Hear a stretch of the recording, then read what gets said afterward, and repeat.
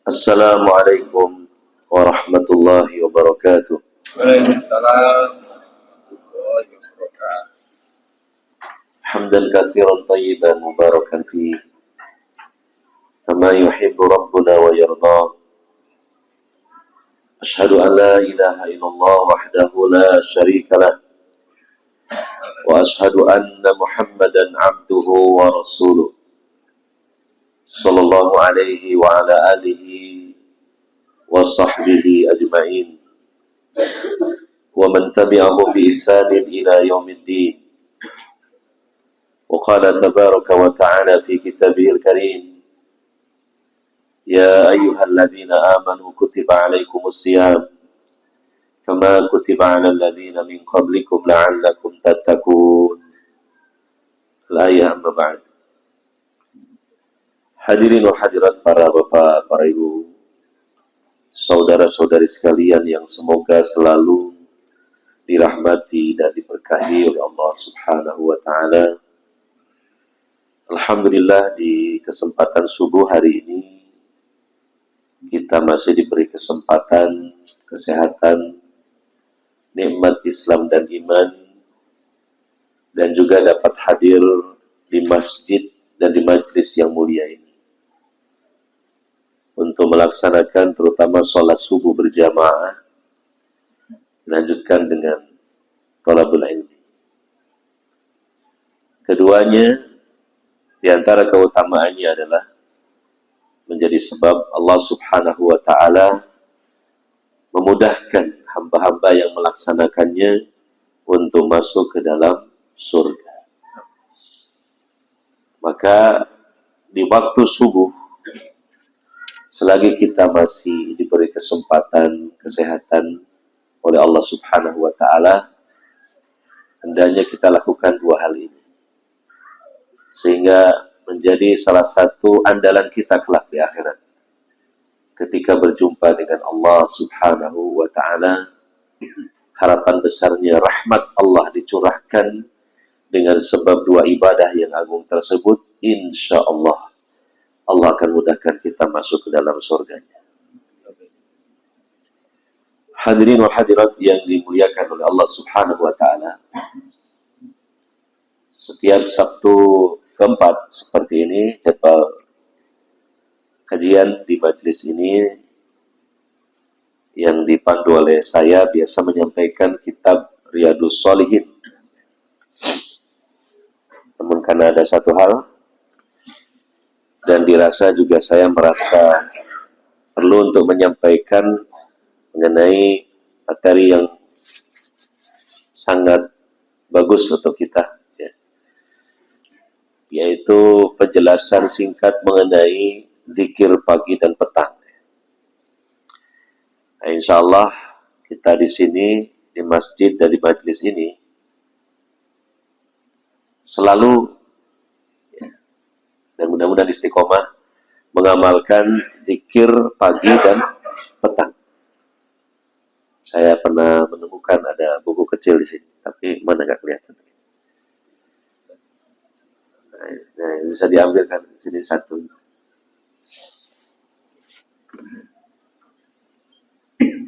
Ini tanda ada jejak-jejak. Berarti jamaah di sini biasa mengamalkan zikir pagi dan petang. Nah, ini tidak boleh kita remehkan. Walaupun bukunya remeh, tapi isinya agung, luar biasa. Sebenarnya buku kecil ini dinukil, diintisarikan dari kitab yang agak besar. Kitabnya ini seperti yang saya miliki. Kitabnya berjudul Hisnul Muslim. Ya, Hisnul Muslim. Hisnul Muslim artinya benteng seorang Muslim. Karena disebutkan kalau tidak salah dalam salah satu dari hadis-hadis Nabi Sallallahu Alaihi Wasallam bahwa seorang insan Bani Adam itu dalam hidup di dunia ini selalu diintai, bahkan dikejar oleh setan. Maka dia terus diburu oleh setan itu. Maka Maka seorang insan ini dia berlari untuk menyelamatkan diri hingga sampai di sebuah benteng yang tinggi, yang tebal, yang kokoh. Lalu dia segera masuk melalui pintu gerbangnya. Setelah berada di dalamnya, pintu gerbang ditutup, dikunci dari dalam. Maka setan nggak bisa nembus. Selamat orang tersebut. Nah, benteng tersebut itu dalam bahasa Arabnya al-hisnu. Maka demikianlah gambarannya tentang zikir dan doa yang harus selalu diamalkan oleh seorang muslim. Ibarat seperti benteng yang kokoh, yang tinggi, yang tebal tadi, yang menjadi penghalang dari serangan dan perburuan setan tadi. Selamat dia. Maka demikian kita dalam hidup di dunia ini, jangan merasa aman dari perburuan setan. Jangan merasa aman dari bidikan-bidikan setan. Jangan merasa aman dari upaya penyesatan setan. Jangan merasa aman dari serangan-serangan setan, baik fisik maupun psikis. Karena kan sebagaimana yang sudah kita ketahui, iblis itu sudah memproklamirkan diri di hadapan Allah Subhanahu wa Ta'ala. Setelah Allah nyatakan iblis dikutuk, maka iblis memproklamirkan permusuhan kepada Bani Adam. Akan mengerahkan segala daya upaya beserta pasukannya untuk menyesatkan dan mencelakai Bani Adam dari berbagai arah, dari depan, belakang, kanan, kiri, atas, bahkan bawah. Maka tentunya sangat riskan sekali seorang insan ini dari serangan-serangan setan, melainkan seorang insan harus berusaha untuk memiliki hisn tadi, benteng tadi. Nah, benteng itulah diantaranya zikir pagi dan petang yang memang disebutkan oleh penulis kitab Hisnul Muslim itu.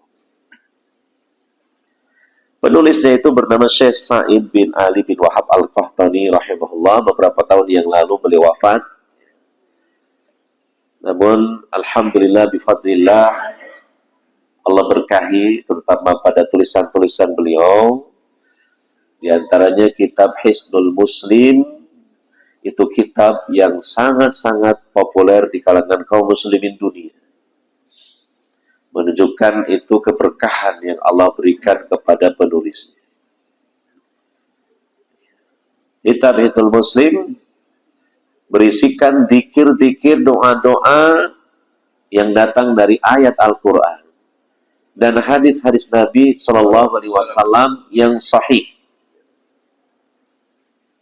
Dan sangat lengkap sekali segala zikir, doa, bacaan, masuk bacaan sholat istikharah, doa istikharah, sholat dan doa istikharah, dan macam-macam banyak sekali.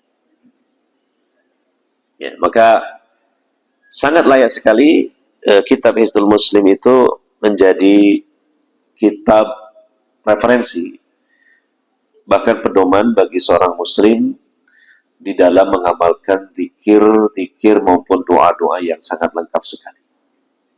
Ya. Nah, kitab yang kecil ini hanya satu bab saja dari kitab Hisnul Muslim. Jadi kalau kita punya kitab Hisnul Muslim, nanti ada bab di situ Adhkarul Isbah wal Imsa, yaitu zikir pagi dan petang. Lalu disendirikanlah menjadi kitab kecil seperti ini dengan adanya terjemahan. Maka pada kesempatan yang insya Allah diberkahi oleh Allah Subhanahu wa Ta'ala ini, saya menasihati diri saya sendiri dan saudara-saudari sekalian untuk mengagungkan dan mengamalkan zikir-zikir. Sebagaimana kata Syekhul Islam Ibnu Taimiyah rahimahullahu ta'ala, bahwa pentingnya zikir dan doa bagi seorang muslim ibaratnya air bagi ikan. Kira-kira kalau ikan tanpa air ikan hidup tanpa air, kira-kira bisa hidup? Kalau misalnya kita menemukan satu kubangan, ada air dan ada ikannya. Kita ambil ikannya, kita entas ikannya, kemudian kita geletakkan di atas tanah yang kering. Maka ikan itu akan menggelepar. Menunjukkan nggak betah. Menunjukkan itu bukan habitatnya. Dan lama-kelamaan kalau dibiarkan, ikan ini akan kering, lama-lama mati. Nah, gambarannya begitu. Seorang muslim dengan dzikir itu jangan jauh, sehingga dengan jauhnya itu seperti ikan yang dijauhkan dari air itu. Maka ketika ikan dijauhkan dari air, lama-lama akan mati. Demikian juga manusia akan mati apanya? Hatinya, jiwanya. Apalagi di momen Ramadan kali ini, dampingi ibadah-ibadah kita itu dengan banyak zikir dan doa-doa kita kepada Allah Subhanahu wa Ta'ala. Apalagi istimewanya di bulan Ramadan itu 1 bulan penuh, terutama di siang harinya, tatkala kita melaksanakan puasa, doa kita dikabulkan oleh Allah Subhanahu wa Ta'ala. Sebagaimana dalam hadis Nabi SAW bersabda, salasu da'awat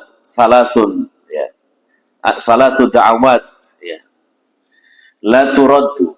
Ada 3 doa yang tidak ditolak oleh Allah Subhanahu wa Ta'ala.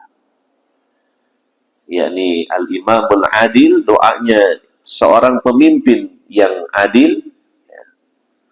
Kemudian da'watus shaim hatta yuftir, doanya orang yang berpuasa sampai dia berbuka. Dan yang ketiga adalah da'watul madlum, doanya orang yang didolimi. Maka perbanyaklah kita tatkala sedang berpuasa, terutama untuk berdoa kepada Allah Subhanahu wa Ta'ala, karena doa kita itu tidak ditolak atau diterima oleh Allah Subhanahu wa Ta'ala. Di dalam Al-Quran sendiri ada beberapa ayat di mana Allah Subhanahu wa Ta'ala memberikan pujian, dan juga perintah kepada orang-orang yang beriman untuk berzikir kepada Allah Subhanahu wa Ta'ala.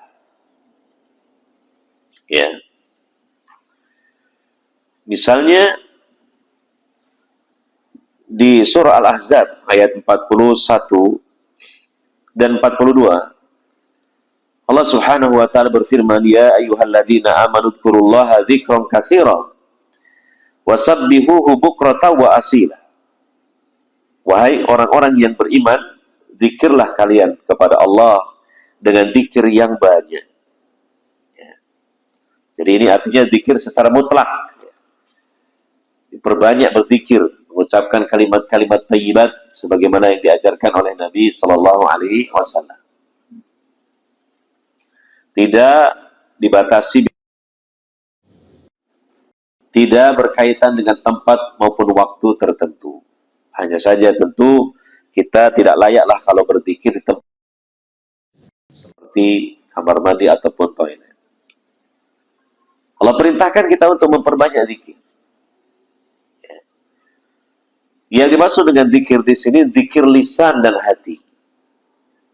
Karena zikir secara mutlak itu maknanya itu luas. Artinya seseorang di mana saja berada, ketika sedang apapun dia, hendaknya selalu ingat kepada Allah dan mematuhi aturan-aturan Allah. Itu juga zikir secara mutlak, secara umum. Sebagaimana Allah berfirman di surah Al-Jumu'ah, ya ayyuhalladzina amanu idza nudiya lis-salati min yaumil jumu'ati fas'au ila dzikrillahi wa dzarul bai'. Wahai orang-orang yang beriman, apabila kalian dipanggil untuk sholat pada hari Jumat, fas'au, bersegeralah ila dzikrillah, menuju zikir kepada Allah, dan tinggalkanlah jual beli. Dalam penjelasan para ulama tafsir, bahwa yang dimaksud dengan dzikrillah pada ayat tersebut adalah khutbah Jumat. Nah, kita tahu khutbah Jumat itu materinya tentang Islam secara luas. Ada materi tauhid, ada materi ibadah, akhlak, muamalah yang benar, ajaran Islam. Maka dapat disimpulkan berarti dzikir itu secara mutlak artinya seseorang selalu mematuhi aturan-aturan Allah di mana saja dia berada dan kapanpun. Nah, tapi juga ada dzikir yang lebih khusus, yaitu dzikir lisan dan hati. Ini akan kita bahas. Sebagaimana yang disebutkan di dalam surah Al-Ahzab ayat 41 dan 42. Di ayat 41 adalah dzikir secara mutlak. Kemudian di ayat yang ke-42, dzikir secara muqayyad, artinya terikat dengan waktu. Allah berfirman, "Wasabbihuhu bukratan wa asila." Dan bertasbihlah kalian kepada Allah. Sucikanlah Allah dengan mengucapkan kalimat tasbih di waktu pagi dan di waktu petang. Berarti di ayat 42 itu ada keistimewaan tersendiri tentang zikir pagi dan petang. Ya. Ada perintah dalam Al-Quran bahkan, bukan hanya dalam hadis dan juga praktek Nabi SAW saja. Diperintahkan oleh Allah Subhanahu wa Ta'ala. Dan juga mengingat dua waktu itu adalah dua waktu yang istimewa. Waktu peralihan. Pagi, maksudnya pagi itu adalah dalam bahasa Arabnya al-isbah. Isbah itu subuh. Subuh itu dimulai dari terbitnya fajar shadiq sampai terbitnya matahari. Seperti sekarang ini. Sekalipun juga dijelaskan oleh para ulama, kalau seseorang ada udzur terlewatkan waktu tersebut untuk dzikir pagi, ya tidak apa-apa setelahnya, di awal waktu duha. Gitu. Tapi kita jangan lalai sehingga selalu dzikir subuh itu setelah subuh. Itu nggak sesuai dengan penamaan. Karena yang namanya subuh itu adalah setelah terbitnya fajar shadiq sampai terbitnya matahari. Yang kedua adalah petang atau sore. Yang dalam bahasa Arabnya adalah al-imsa. Itu adalah waktu asar. Sampai gurub terbenamnya matahari. Sekalipun berdasarkan penelitian para ulama, boleh seseorang apabila memang terlewatkan, dia membaca zikir petangnya di waktu maghrib. Tapi jangan dibiasakan itu karena mungkin lupa. Karena mungkin ada kesibukan yang sifatnya mendesak sehingga dia lupa untuk membaca zikir sore. Tapi kalau tidak ada alasan seperti itu, ya dipaskan waktunya karena namanya zikir sore atau al-imsa adalah di waktu asar sampai terbenamnya matahari. Dua waktu itu dua waktu peralihan. Subuh dari malam ke siang. Sore dari siang ke malam. Sampai disebutkan dalam hadis Nabi SAW, ada dua kelompok besar malaikat yang ditugaskan di waktu malam dan ditugaskan di waktu siang. Peralihan dua kelompok malaikat ini terjadinya di dua waktu itu, kan gitu. Shiftnya itu terjadinya di dua waktu itu. Peralihan tugas malaikat malam digantikan oleh malaikat siang ketika datangnya siang. Dan itu terjadinya pertemuan dua kelompok besar malaikat di waktu subuh. Demikian pergantian malaikat yang bertugas di waktu siang untuk digantikan malaikat yang bertugas di waktu malam karena memang sudah datang malam adalah di waktu itu, sore tadi. Ya. Nah, maka ini ada sekali lagi keistimewaan. Oleh karenanya sangat disayangkan apabila seorang muslim tidak mengamalkan zikir pagi dan petang, zikrul isbah wal imsa. Kalau misalnya alasannya saya belum hafal bacaannya, ya, sementara dibaca dulu tidak masalah. Bahkan selama-lamanya pun dibaca ya tidak apa-apa. Dan mungkin insya Allah lama-lama juga akan hafal. Sudah dimudahkan, ada bukunya dalam bentuk kecil seperti ini, buku saku, sehingga praktis bisa dibawa ke mana-mana, atau bisa dibuka di HP Google aplikasi zikir pagi dan petang. Cuma kalau bisa saran saya referensikan kepada penulisnya Syekh Sa'id bin Ali bin Wahab Al-Qahtani, ya dari kitabnya Hisnul Muslim, karena lebih meyakinkan referensinya karena berdasarkan dalil yang sahih baik dari Al-Quran maupun hadis Nabi Sallallahu Alaihi Wasallam yang sahih. Khawatirnya kalau yang lain barangkali saya belum tahu ya, mungkin bercampur dengan riwayat yang tidak sahih. Sedangkan kita beribadah itu wajib untuk dilandaskan kepada dalil yang sahih. Karena dalil yang sahih itu adalah benar-benar dari Nabi Sallallahu Alaihi Wasallam. Ya. Dan ibadah itu akan diterima oleh Allah Subhanahu Wa Taala apabila terpenuhi dua syarat. Yang pertama ikhlas karena Allah Subhanahu Wa Taala. Yang kedua apa? Ittiba'ur Rasul Sallallahu Alaihi Wasallam, mengikuti Rasulullah SAW, artinya ilmunya sambung kepada Nabi Sallallahu Alaihi Wasallam. Dan zikir jelas merupakan ibadah kepada Allah Subhanahu Wa Taala. Hadirin wal hadirat yang dimuliakan oleh Allah Subhanahu Wa Taala. Tentang fadilah keutamaan zikir secara umum, penjelasan yang paling luar biasa, luas dan mendalam itu disampaikan oleh Al-Imam Ibnul Qayyim Al-Jauziyah rahimahullah dalam kitab beliau Al-Wabilus Sayyib, bahwa berdasarkan penelitian beliau dari dalil-dalil Al-Quran dan hadis-hadis Nabi Sallallahu Alaihi Wasallam, ada lebih dari 100 keutamaan zikir. Lebih dari 100 keutamaan zikir. Di antaranya yang dapat kita simpulkan adalah zikirullah, zikir pada Allah merupakan ibadah yang sangat agung. Tentu diraih ganjaran yang besar dari Allah Subhanahu Wa Taala. Zikrullah menjadi sebab Allah ridho, Allah merahmati, bahkan Allah mencintai hamba-Nya. Zikrullah menjadi sebab dosa-dosa hamba diampuni oleh Allah Subhanahu Wa Taala. Zikrullah menjadi sebab keselamatan, kebahagiaan dunia dan akhirat.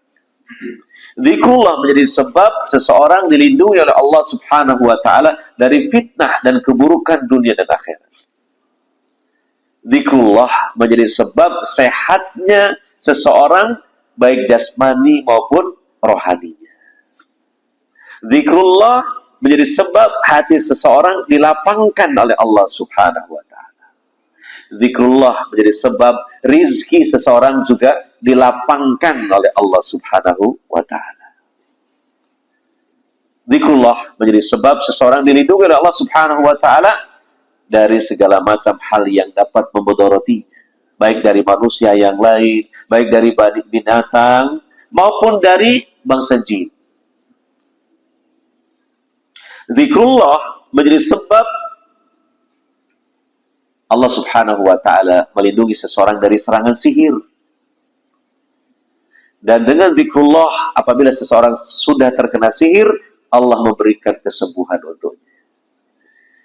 Dan masih banyak lagi keutamaan-keutamaan yang lainnya. Padahal berzikir itu adalah satu ibadah yang ringan, tidak membutuhkan waktu terlalu lama, tidak usah ngotot-ngotot mengeluarkan tenaga, dan tidak usah mengeluarkan biaya sepeser pun. Ya, maka inilah suatu ibadah yang harus kita agungkan dan kita berusaha untuk mengamalkannya dengan istiqomah. Ya. Nah, pada kesempatan kali ini mungkin ya sedapatnya sesuai dengan ketersediaan waktu ya, untuk membahas ya, dan menjelaskan secara ringkas kandungan makna-makna dari zikir pagi dan petang. Dan saya ya berhusnuzon panjenengan semua ini biasa mengamalkan zikir pagi dan petang. Cuma alangkah baiknya ditingkatkan kualitasnya. Ya. Ditingkatkan kualitasnya itu apa? Pertama, mengilmui. Apa terjemahannya? apa maksudnya penjelasannya. Gitu. Sehingga ketika membacanya itu memungkinkan untuk bisa khusyuk. Karena apa? Mengerti isinya itu. Jadi zikirnya bukan cuma zikir mulut saja. Bukan sekedar qomat kamit gerakan lisan saja. Tapi hati pun mengikuti, memaknai, memakrifati. Maka inilah yang menjadikan zikir itu berkualitas. Ya, dan harapan besarnya itu dikabulkan oleh Allah Subhanahu wa Ta'ala. Yang kedua, sisi yang lain, kebalikannya, apabila bacaan zikir itu tidak dimengerti, khawatirnya ya nggak diterima oleh Allah Subhanahu wa Ta'ala. Beda dengan baca Quran, walaupun kita nggak ngerti isinya, setidaknya kita dapat pahala satu huruf berapa? 10 pahala. Kalau Al-Quran. Kalau zikir itu kan bukan Al-Quran. Kebanyakan zikir itu adalah berisikan doa-doa, permohonan kepada Allah Subhanahu wa Ta'ala. Padahal Nabi SAW pernah bersabda, ya, Ud'ullaha wa antum muqinuna bil ijabah. Wa'lamu annallaha la yaqbalu du'aan min qalbin ghafilin lahi. Berdoalah kalian kepada Allah dalam kondisi kalian yakin Allah mengabulkan. Dan ketahuilah sesungguhnya Allah tidak menerima doa yang keluar dari hati seseorang yang hatinya lalai dan lengah. Nah, mungkin saja hati lalai dan lengah karena tidak mengerti doa ataupun zikir yang dibacanya. Apa maksudnya? Nah, yang penting pokoknya melafadzkan zikir gitu saja. Inilah mungkin yang selama ini kenapa kok zikir itu terasa hampa dan terasa hambar. Ya. Nah, berarti ada sesuatu yang harus kita benahi, yaitu kita belajar untuk memahami makna terjemahannya dan maknanya, kandungannya apa. Sehingga nanti ketika membacanya, hati kita bisa hadir. Ya. Harapan-harapan muncul kepada Allah Subhanahu wa Ta'ala. Muncullah roja dan khauf. Ketika kita membaca zikir yang itu adalah memohon rahmat, anugerah Allah, maka muncul rojanya harapan. Ketika zikir itu berisikan apa? Minta perlindungan kepada Allah dari keburukan, dari fitnah, dari gangguan, dari kejelekan. Ada ketakutan kita. Dan mohon kepada Allah supaya Allah melindungi. Ya. Nah, disitulah pentingnya ya kita mengerti dan mengilmui makna-makna yang terkandung dalam zikir pagi dan petang itu. Sehingga juga ketika membacanya jangan tergesa-gesa. Istilahnya apa? Wes bablas angin. Harus sabar, harus tekun, harus telaten. Baca zikirnya dengan perlahan. Ya. Jangan cepet-cepetan selesai.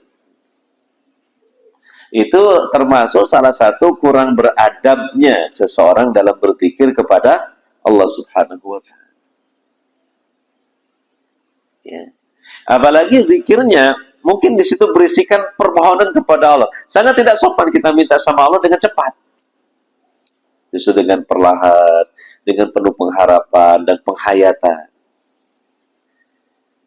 Contohlah kalau misalnya kita minta sesuatu, katakan kepada presiden misalnya, lalu kemudian mintanya itu dengan suara, dengan gaya bicara yang cepat, kira-kira sopan apa enggak? Ya, Bapak Presiden ini tidak berkenan. Nggak sopan, minta apa sih kok nggak jelas? Cepat sekali. Nah, apalagi ini kita mintanya kepada siapa? Rabbul Alamin.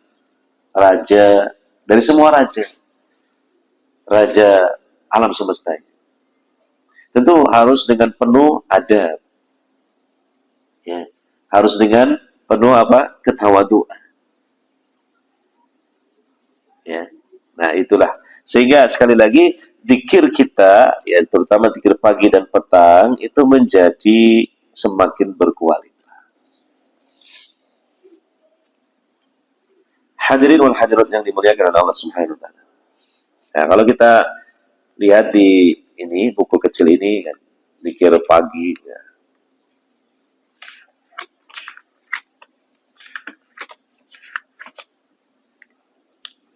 Ya, dimulai dengan membaca ayat kursi, ya. Kemudian membaca ya istilahnya trikul, kul huwallahu ahad, kul a'udzu birabbil falaq, kul a'udzu birabbin nas, masing-masing 3 kali. Ya. Nah, hendaknya paling tidak tentang ayat kursi dan 3 surah tadi itu kita mengerti terjemahannya gitu. Ayat kursi ini merupakan seagung-agung ayat dalam Al-Quran. Ya. Sahabat Ubay bin Ka'ab itu juga pernah ditanya oleh Nabi SAW ayat apa yang paling agung, beliau menjawab ayat kursi, Nabi membenarkan. Jadi kalau ingin tahu ayat apa dalam Al-Quran yang paling agung, jawabannya apa? Ayat kursi.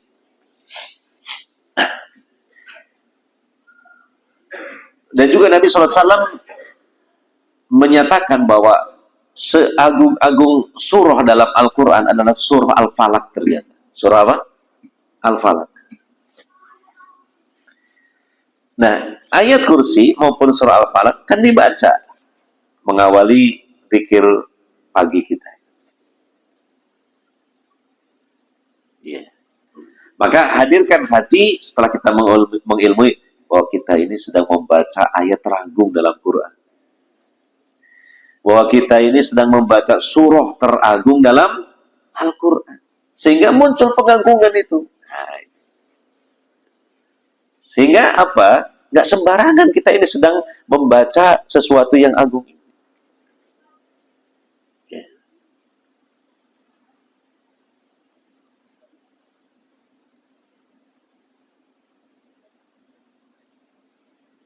Nah, tentang ayat kursi ini, diantaranya sebenarnya ada beberapa keutamaan. Diantaranya disebutkan riwayat,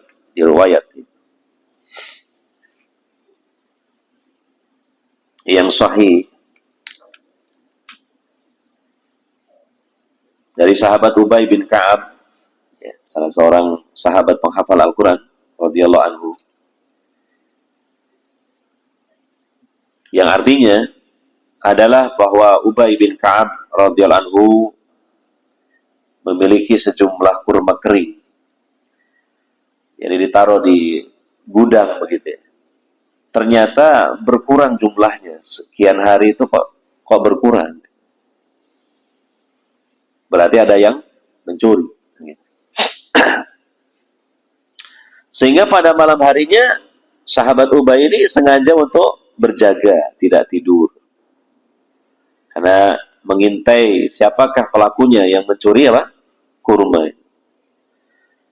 Tiba-tiba ada seekor binatang mirip seorang anak remaja. Mirip gitu, mirip manusia tapi masih remaja lah, masih muda sekali. Lalu sahabat Ubay ini mengucapkan salam kepada makhluk ini. Dan makhluk ini juga menjawab salamnya. Lalu Ubay berkata, apa engkau ini? Apakah engkau ini masuk golongan jin ataukah golongan manusia? Makhluk ini menjawab, aku termasuk golongan jin. Oh, berarti jin. Jadi terkadang jin itu menampakkan diri, tapi biasanya dalam bentuk lain, bukan bentuk asli. Dan demikian yang dijelaskan oleh para ulama, bahwa jin itu kalau menampakkan diri, hampir nggak pernah dalam bentuk asli, tapi dalam bentuk yang lain. Mungkin binatang, ya, atau mungkin manusia. Makanya barangkali ada sebagian kita pernah ditampakkan melihat pocong, gitu ya. Maka siapa pocong itu? Jin. Bukan orang mati hidup lagi ke dunia. Bukan istilahnya roh gentayangan. Siapa yang meyakini pocong, penampakan pocong, roh gentayangan, itu referensinya itu sinetron horor. Bukan Quran, bukan hadis. Ya. Sebab di Al-Quran, di surah Al-Mu'minun ayat 100, orang mati nggak bisa balik lagi ke dunia. Wa min waraihim barzakhun ila yaumi yub'ats. Di belakang mereka itu ada dinding barzah. Makanya disebut alam barzah. Alam kubur itu alam barzah. Artinya dinding yang memisahkan antara alam kubur dengan alam dunia, yang mana orang yang sudah di alam kubur tidak bisa kembali ke dunia, tidak bisa menembus dinding tadi. Lalu bagaimana kalau ada orang meyakini rohnya gentayangan? Nah itu tadilah referensinya apa? Sinetron horor. Ya. Jadi itu jin, jangan kemudian wah itu bapak kok hidup lagi ke dunia. Oh dia mungkin kangen sama siapa? Keluarganya gitu. Ingin menengok gitu kan, apalagi ya pas mau Idul Fitri.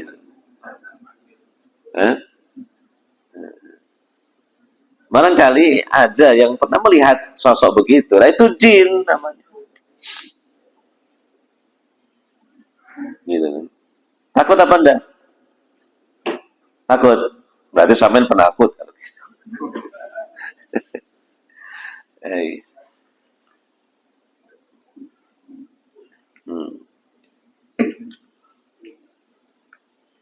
Nah, semacam sahabat Ubay ini pernah ditampakkan di hadapan beliau, ya makhluk jin itu. Ya. Nah, karena ini sahabat, dia berani malah mengatakan, berikan tanganmu. Karena kan ini mau ditangkap gitu ya. Dia mencuri apa? Kurma kering. Coba mau disampaikan koyok, ya apa? Jangankan bilang berikan tanganmu, malah apa? Mengeluarkan jurus seribu langkah. Karena kan makhluknya juga aneh kan gitu. Nggak lazim gitu kan. Nah, begitu jin ini mengulurkan tangannya, ternyata tangannya itu ya seperti kakinya anjing. Nah, kan jadi kurang lebih berbulu banyak gitu lah. Ya gitulah. Ya kan serem lah kalau kita ya. Nah, dan memang bulunya juga mirip bulu anjing gitu. Jadi memang seringnya jin itu menyerupakan dirinya seperti seekor anjing.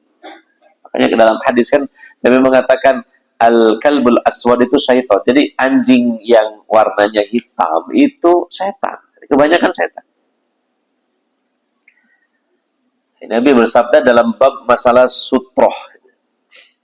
Kalau seseorang itu sholat sendirian atau jadi imam tidak menghadap sutroh, itu akan diputus sholatnya oleh 3 makhluk. Pertama adalah wanita yang sudah balik. Yang kedua adalah keledai. Yang ketiga anjing hitam. Nah, tentang anjing hitam ini, seseorang yang tidak menghadap sutro, kalau lewat di depannya itu anjing warnanya merah atau kuning, itu nggak batal, nggak putus sholat. Tapi kalau anjing hitam, harus batal. Dan diulang dari awal. Makanya sahabat ini juga penasaran, kenapa kok beda ke anjing hitam? Kata Nabi, anjing hitam itu syaitan. Jadi banyak setan menyerupakan dirinya jadi anjing yang warnanya hitam. Makanya nih ketemu anjing hitam mocok langsung di sawat watu. Khawatirnya itu penampakan apa?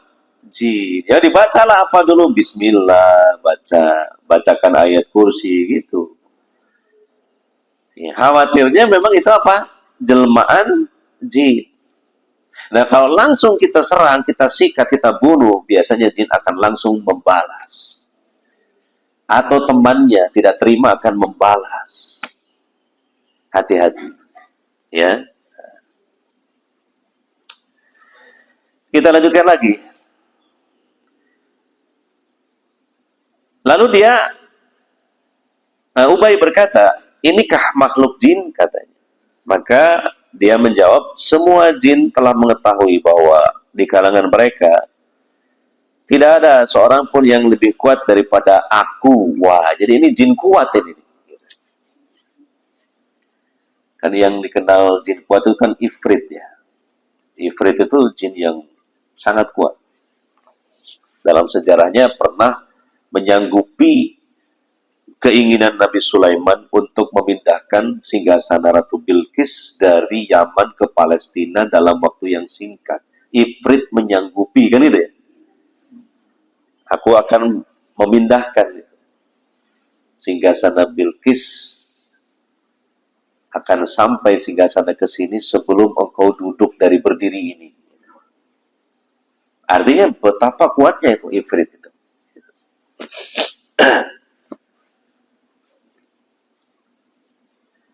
Demikian juga yang bertemu dengan sahabat Ubay ini. Lalu sahabat Ubay bertanya, apa yang menyebabkan kamu ini ke sini? Lalu dia menjawab, telah sampai kepada kami bahwa kamu ini adalah orang yang suka sedekah, suka bersedekah maksudnya. Ubay, dermawan.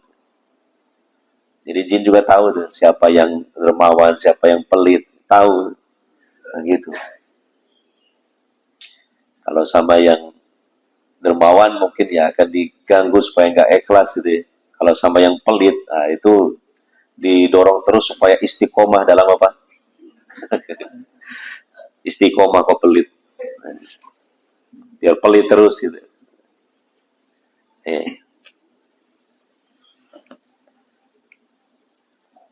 Sehingga kami datang untuk mendapatkan sebagian dari makanan kamu, kurma kering tadi.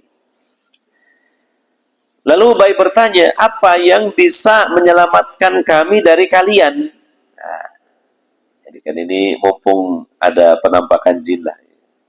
Pengen tahu gimana itu pengakuan langsung dari bangsa jin gitu. Ya.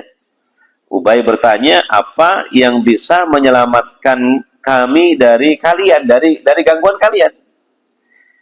Maka jin ini menjawab ayat yang ada dalam surah Al-Baqarah. Oh, jadi ini jin ini tumben ngasih taklim gitu kan. Nah, ngasih taklim. Iya, ya jarang-jarang lah ada jin ngasih taklim. Yaitu ayat kursi. Ayat 255 surah Al-Baqarah. Ya. Kata jin, siapa saja yang mengucapkannya di sore hari, maka dia diselamatkan dari kami sampai pagi besoknya. Ini testimoni siapa? Jin sendiri. Dan siapa saja yang mengucapkannya di pagi hari, maka dia akan diselamatkan dari kami sampai sore. Jadi kita misalnya subuh ini baca ayat kursi, diselamatkan dari gangguan jin sampai sore. Maka setelah keesokan harinya, pagi-pagi, Ubay datang menghadap Nabi SAW. Lalu menyampaikan kejadian semalam ketika beliau bertemu dengan jin itu.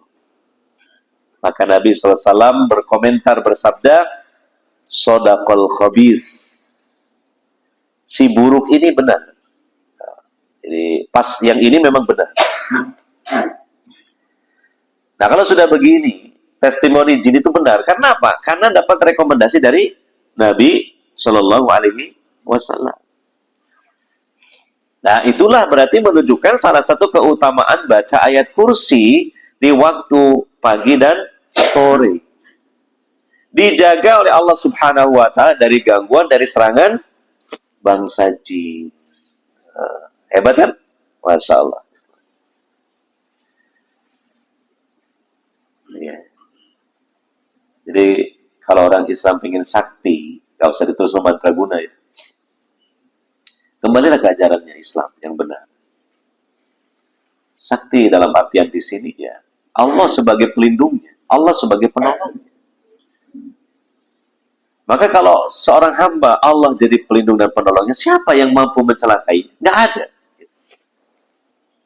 Meskipun jin yang kuat seperti Ifrit sekalipun, atau mungkin penghulunya siapa? Iblis sekalipun. Nah, ibaratnya zaman dulu di daerah Nusantara ini, wah ini orangnya saktinya luar biasa, nggak bisa dikalahkan, ya kan? Padahal sebenarnya apa? Sederhana aja, mengamalkan bacaan apa? Ayat kursi di waktu pagi dan sore, sekali-sekali. Satu kali.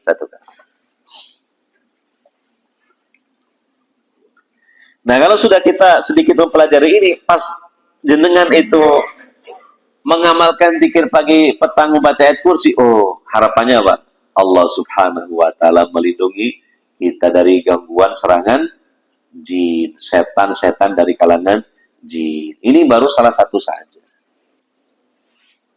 Gitu. Ya.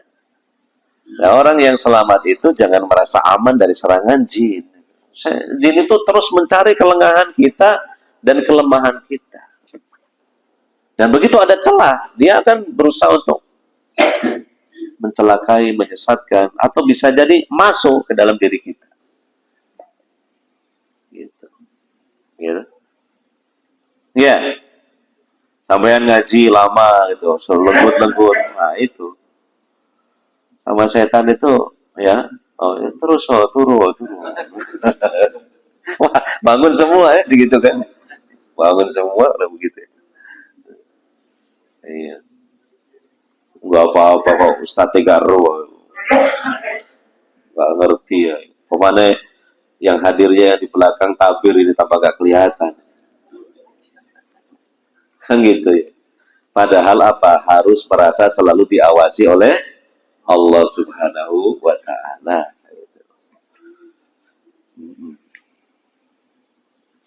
Iya. Loh, tapi kan Pak, dalilnya kan ayat kursi itu sendiri, bahwa yang tidak ngantuk dan tidur kan cuma Allah. Kalau saya kan nggak apa-apa. Ya iya, dimaklumi lah, cuma jangan sekarang. Nanti kalau selesai pengajiannya kan gitu. Iso ay.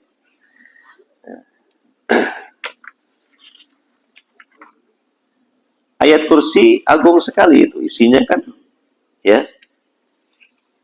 Diawali dengan ia menyebutkan ya sifat-sifat Allah Subhanahu wa Ta'ala gitu.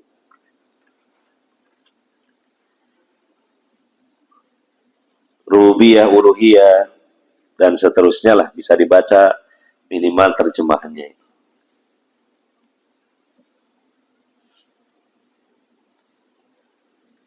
Kemudian membaca Al-Ikhlas, surah Al-Ikhlas, Al-Falaq, An-Nas.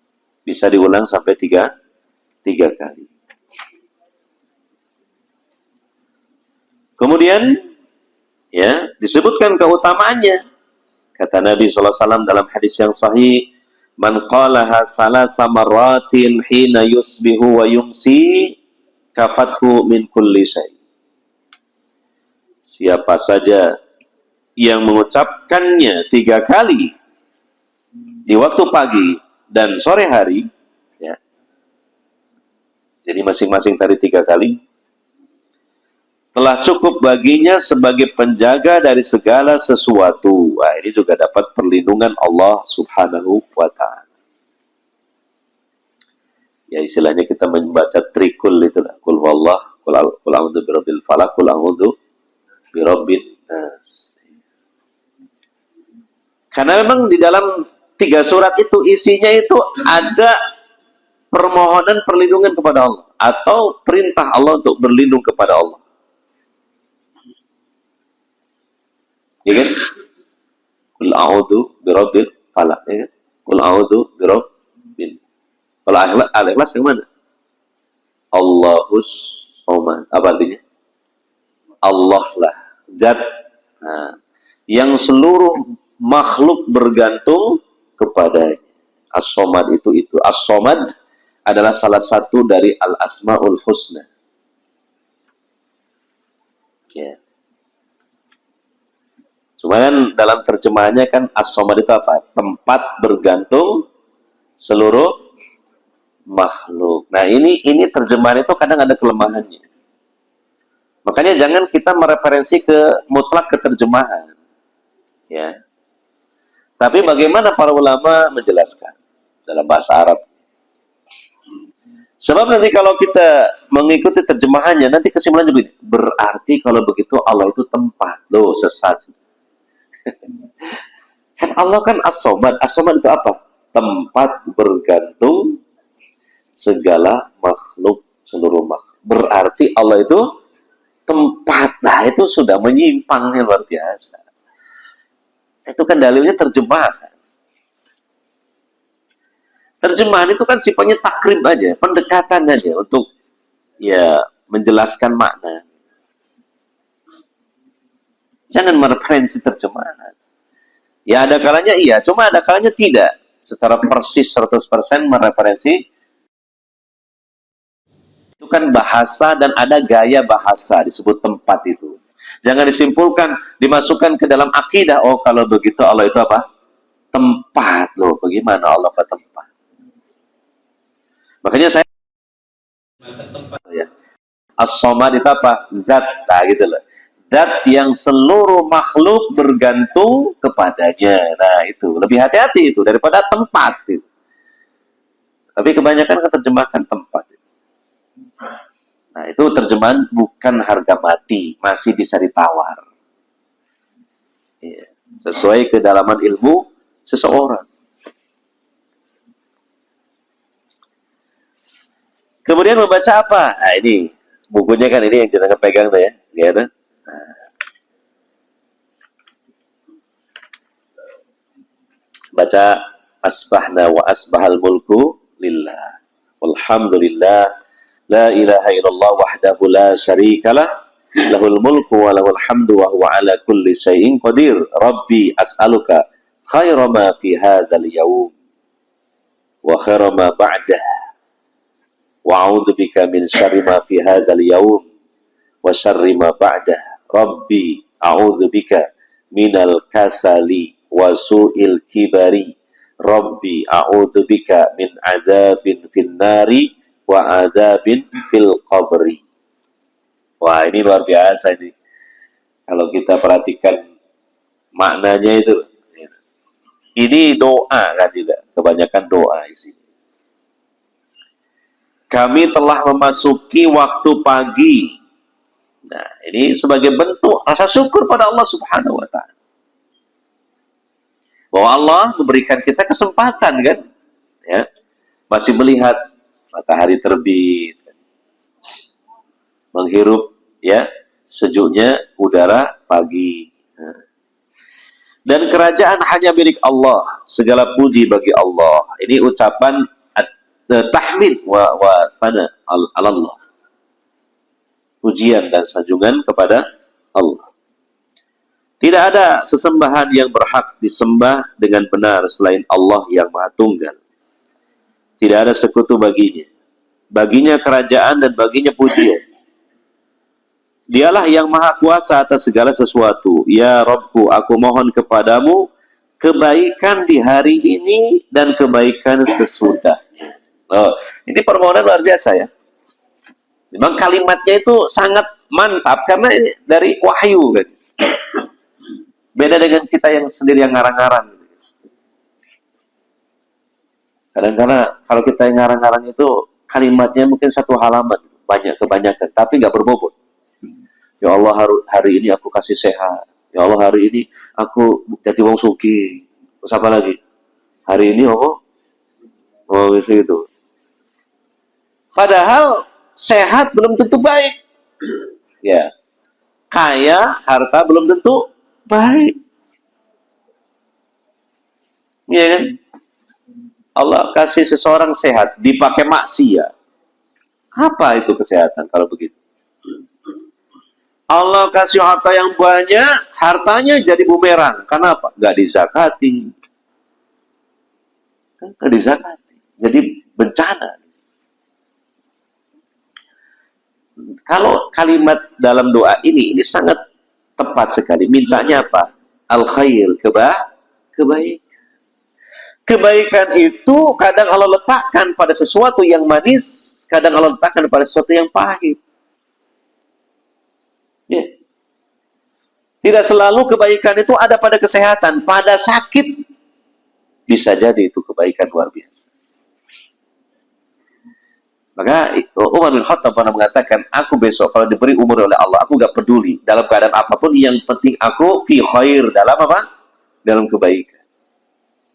Mau sehat, mau sakit, terserah Allah. Yang penting apa? Fi khair, dalam kebaikan. Kadang seseorang di hari itu ditakdirkan sakit. Itu kebaikan bagi dia. Ada keutamaan-keutamaan dari sakit. Dihapuskan dosanya. Dia pun sabar, dinaikkan derajatnya oleh Allah. Dengan sakit dia lebih merasa dekat dengan akhirat.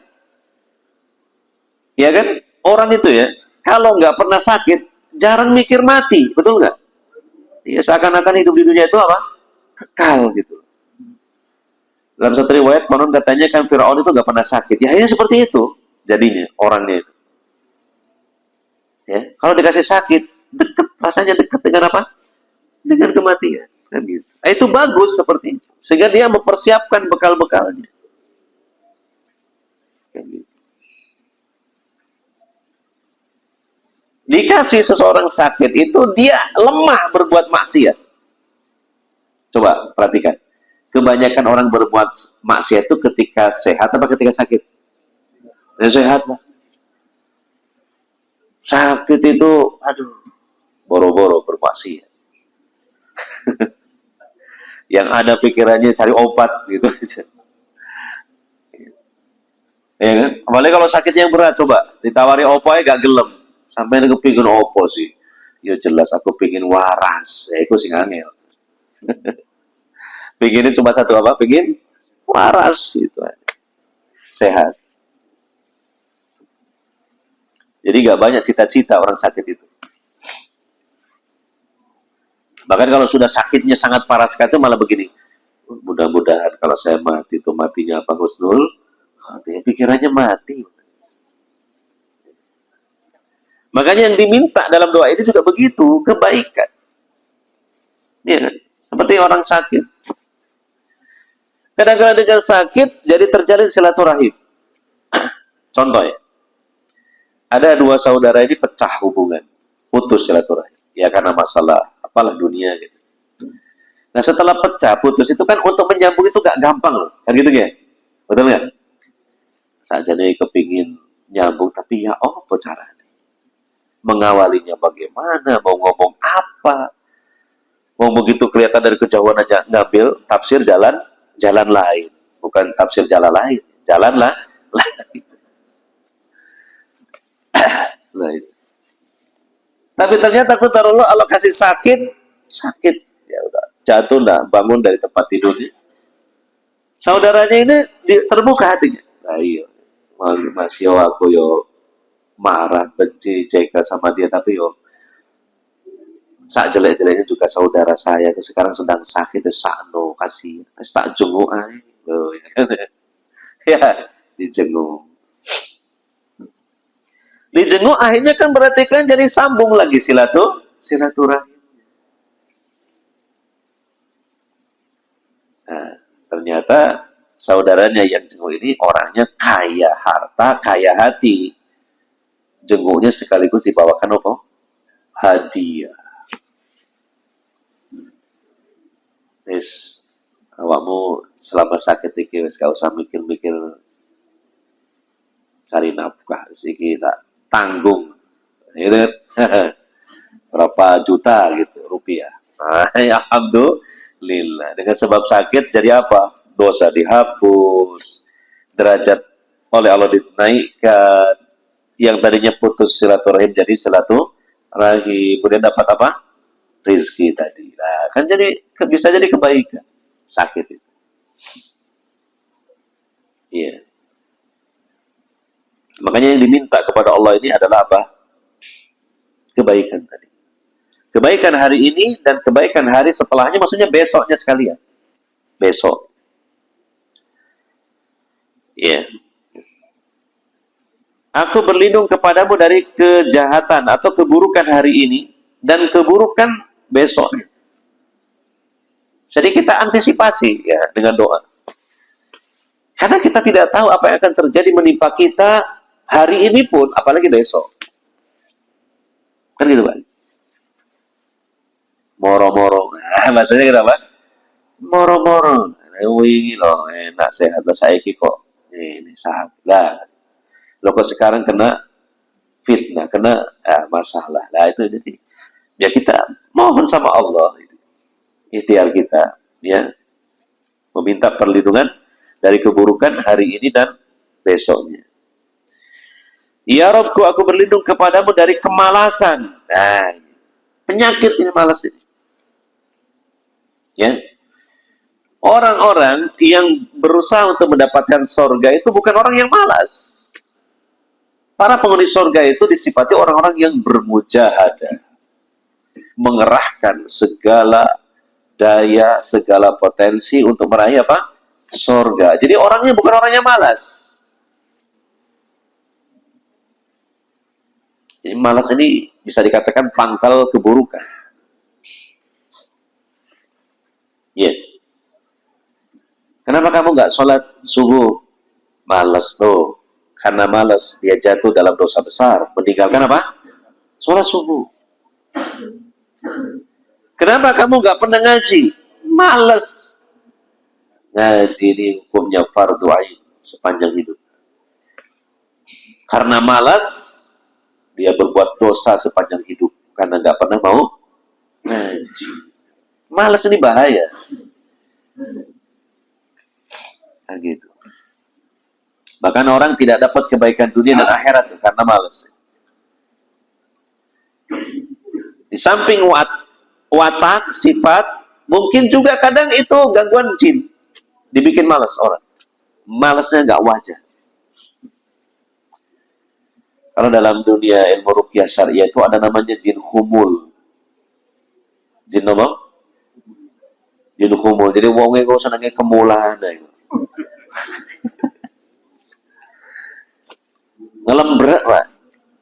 Padahal ya nggak kelihatan sakit, tapi ngelembrak. Sembarang ya males mok. Istilah yang Jawa itu persis koyo gombal orang kanggo. Iya, gitu. Nah, saya pernah menjumpai orang seperti ini, ya pasien lah.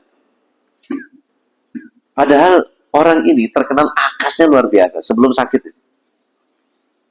Wah, kesana kemari, aktif sekali. Begitu kena kumul kelembrak, padahal nggak sakit. Terus males pokoknya sembarang mau sembarang. Sampai ngomong aja lo males ngomong. Ternyata ya kita diagnosa itu kena gangguan jin, kena jin kumul tadi. Gitu. Ini rukyahnya itu perlu disampleki, Jinnya itu suruh pergi, usir pakai ayat kursi. Ya. Dia pakai kul huwallahu kul a'udzu birabbil falaq kul a'udzu birabbin nas itu. Qadarullah, sembuh. Oh, langsung dia bangkit berdiri, wakas lagi. Jadi ada gangguan jin, namanya jin apa? Jin humul. Hati-hati sampai ada kayak gitu segera diterapi ya. Semalas sembarang kali gak mood, sembarang gak mood pokoknya, gak semangat hidup orang itu. Gak semangat hidup tapi gak mau dikubur. Iya. Mau, lo baru ngomong mau dikubur hidup-hidup lo gak mau.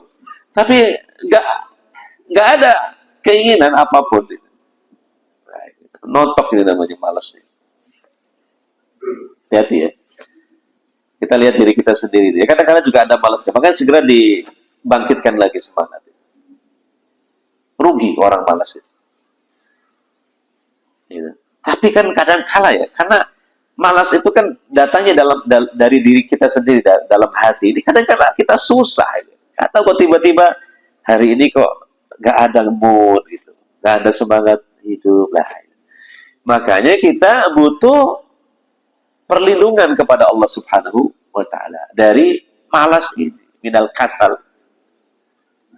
Iya. Mungkin bahasanya kesel itu dari bahasa Arab kayaknya. Kesel itu dari kasal itu. Kesal itu artinya apa? Malas itu.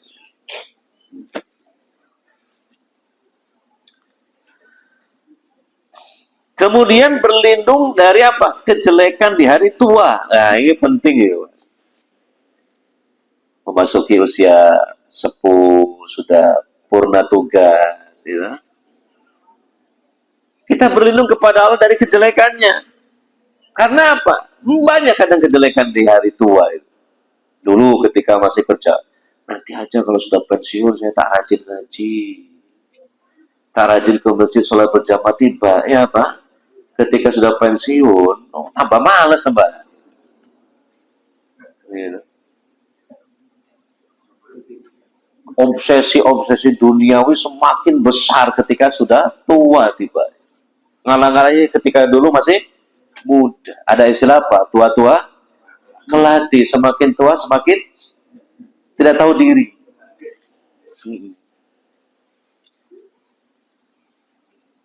Ada kalanya di masa tua malah beban hidup semakin berat, Pak. Prediksinya dulu kan, Pak, kalau sudah tua punya, ya nggak usah kerja lah karena ada uang pensiun. Anak-anak sudah pada besar, mandiri, ya. Sekali-kali nyantai ya. Ojo mancing, Pak. Kamu mancing.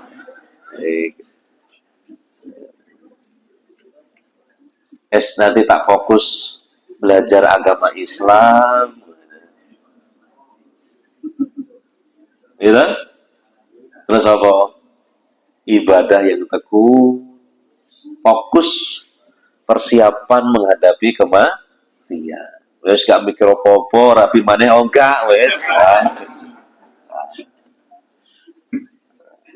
Ibu-ibu langsung sepi bilang begitu. Iya. Oh, tadi tak iya no. Ternyata kenyataannya nggak seperti itu. Kadang-kadang beban tambah berat gitu. Dulu itu masih sehat, seger, masih muda. Tanggungannya cuma anak-anak. Sekarang anak-anaknya ditanggung, cucu-cucunya ditanggung, menantunya ditanggung. Aduh. Dan juga ada problem-problem yang pelik dengan besan-besannya. Kadang-kadang, aduh, ini tambah berat beban ini. Sehingga sebagian orang jadi depresi. Makanya diantisipasi, ya, baca ini zikirnya. Dan ketika membacanya tuh, oh ya, ini maknanya begini.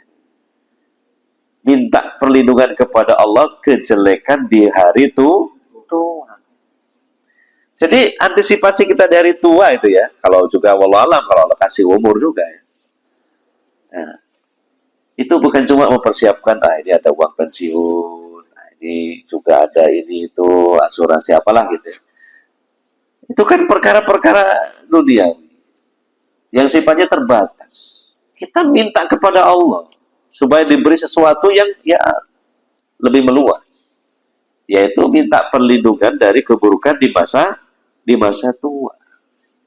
Nanti Allah yang ngatur gitu. Kan gitu. Kadang-kadang orang lupa dengan ini. Hanya mengandalkan uang pensiun atau ini itu, tunjangan ini itu, fasilitas ini. Mengandalkan, wah anak-anak saya kan sudah sukses semua. Nanti kan, mereka kan pasti inilah akan merawat kita, perhatikan. Belum tentu. Ya, belum tentu. Makanya kita mintanya kepada Allah yang Maha Kaya. Yaitu berlindung dari apa? Itu tadi. Ya, wasu'il kibar. Su'il kibar ini kalimatnya singkat, tapi ini penjabarannya luas. Buruknya di masa tua. Ya, dari sekarang meminta seperti itu. Dari dulu seharusnya.